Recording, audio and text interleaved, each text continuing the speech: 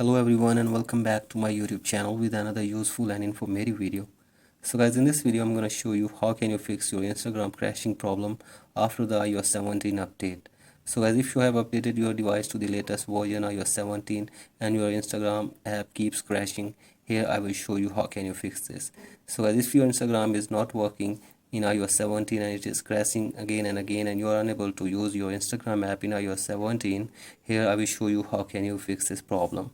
So first of all, go back to your home screen and from here open your settings app, and from here scroll it below and tap on general, and from here scroll it below and tap on iPhone storage.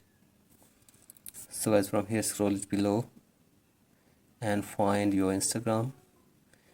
From here you have to simply offload your Instagram for one time. So I simply offload the app, and after this go back to your home screen and from here open your app store. So I'll wait for some seconds and search here for Instagram. Here it is.